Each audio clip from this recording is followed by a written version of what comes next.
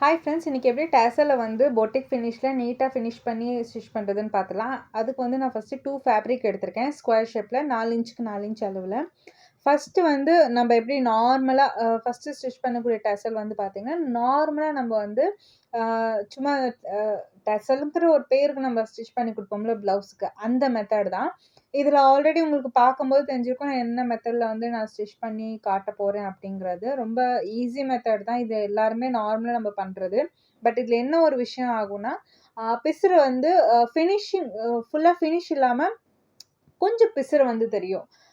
உங்களுக்கு பார்த்தாலே தெரியும். நம்ம எப்படி மடக்கிட்டு ஸ்டிச் பண்ணிட்டு இந்த மாரி உள்ள இருக்கிற பீஸ வந்து வெளிப்பக்கமா இழுத்தோம்னா, இந்த மாரி கோன் ஷேப்ல கிடைக்கும். ஆனா, இந்த மாரி பிசுறு இருக்கும்.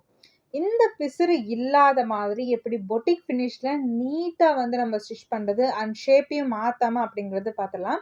அதுக்கு ஃபர்ஸ்ட்டு அந்த ஷேப்ப வந்து நம்ம ஸ்கொயர் ஷேப் கட் பண்ணியிருக்கோம்ல, அத வந்து 2ஆ ஃபோல்டு பண்றதுக்கு முன்னாடி, நீங்க வந்து ரெடிமேட் ரோப்போ, இல்ல நீங்க ரெடி பண்ண ரோப்போ அத வந்து உள்ள வச்சுட்டு, எல் ஷேப்ல வந்து நம்ம ஃபுல்லா ஸ்டிச் பண்ணக்கூடாது. எல் ஷேப்ல ஸ்டிச் பண்ணிட்டு முடிக்க போம்போது ஒரு 1/4 இன்ச் அளவுல இடம் விட்டு, நம்ம வந்து லாக் ஸ்டிச் போட்டு தான் முடிக்கணும். ஸ்டார்ட்டிங்லயும் சரி, எண்டிங்லயும் சரி லாக் ஸ்டிச் போட்டு தான் ஸ்டார்ட் பண்ணணும். எண்ட்ல வந்து முடிக்கணும். ஸோ முடிக்க போம்போது ஃபுல்லா முடிக்காம ஒரு 1/4 இன்ச்ல இடம் விட்டு நீங்க வந்து முடிச்சுருங்க. இப்ப பார்த்தீங்கன்னா, இது வந்து பார்க்க இந்த மாதிரி தான் இருக்கும். ஒரு சைடு ரோப் வந்து ஆப்போசிட் சைடு இருக்கும்.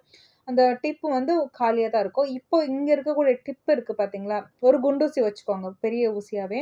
அந்த டிப்ப வந்து அந்த ரோப் இருக்கு பாருங்க, அது வரைக்கும் நம்ம இழுத்து கொண்டு வரணும். அதுக்கு இந்த ஊசி மூலியமா நான் வந்து பீஸ உள்ள குத்திட்டு, அந்த ரோப் சைடா அந்த பீஸ தள்ளி நான் வெளில கொண்டு வரேன். இப்ப பார்த்தீங்கன்னா, இந்த ரோப்போட நுனி வந்து அந்த சைட்ல இருந்துச்சு பார்த்தீங்களா? அந்த நுனி வந்து அ இந்த சைடா வர்ற மாரி வச்சு நீங்க ஃபுல்லா வந்து இழுத்து விட்டுருங்க. வெளிப்பக்கமா வந்து ஃபுல்லா உள்ள இருக்கிற பீஸ் எல்லாத்தையும் இழுக்காம, ஆப்போசிட்ல ஒரு ரோப் வச்சு நம்ம ஸ்டிச் பண்ண பாருங்க. அந்த ரோப்ப வந்து கையில பிடிச்சுக்கோங்க. பிடிச்சுட்டு வெளிப்பக்கமா இருக்கக்கூடிய பீஸஸ்லாம் வந்து நீங்க இழுங்க. இழுத்து விட்டுட்டு, கொஞ்சம் அந்த ஷேப் மாறாத மாரி அத வந்து கரெக்ட்டா கொண்டு வந்துருங்க. அந்த ரோப் சைடு வந்து ஓப்பன் சைடுல இருக்கணும். அந்த மாரி வச்சு நீங்க வந்து ஒரு கிராஸா ஒரு ஸ்டிச் போட்டா போதும்.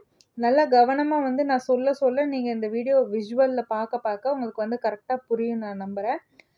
என்னால சொல்ல தான் முடியும். நான் விஷுவல்ல காட்டியிருக்கேன். அத பார்த்தாலே உங்களுக்கு வந்து ஓரளவுக்கு புரிஞ்சிரும் நான் என்ன சொல்ல வரேன்னு. அப்படி அந்த இதுல ஸ்டிச் பண்ண பிறகு, நீங்க உள் பக்கமா வந்து இப்படி இழுத்துட்டீங்கன்னா, உள்ள வந்து எந்த பிசுறுமே இல்லாம நீட்டா ஃபினிஷ் ஆயிரும்.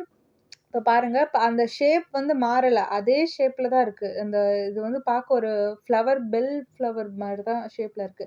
இது பாருங்க அதே ஷேப் தான். பட் என்ன டிஃபரன்ஸ்னா, இது வந்து பிசுறு தெரியுது. இதுல வந்து பிசுறே இல்ல. அவ்ளோ நீட்டா நம்ம ஃபினிஷ் பண்ணியிருக்கோம். அண்ட் 2 ஸ்டிச் பண்றதுக்கு ஒரே டைம் தான் எடுத்துச்சு. ரொம்பலாம் டைம் எடுக்கல. ஸோ அடுத்த வாட்டி கிளையன்ட்டுக்கு வந்து நீங்க ப்ளவுஸ் ஸ்டிச் பண்ணி குடுக்கும்போது, இந்த மாரி நீட் ஃபினிஷிங்ல வந்து நீங்க ஸ்டிச் பண்ணி குடுங்க. கண்டிப்பா கஸ்டமருக்கு ரொம்பவே பிடிக்கும். அண்ட் பார்க்குறதுக்கும் பொட்டிக் ஃபினிஷ்ல ரொம்ப நீட்டா இருக்கும். ஸோ இந்த வீடியோ பிகினர்ஸ்க்கு ரொம்ப யூஸ்ஃபுல்லா இருக்கும்னு நான் நம்புறேன். ஸோ கண்டிப்பா ட்ரை பண்ணி பாருங்க.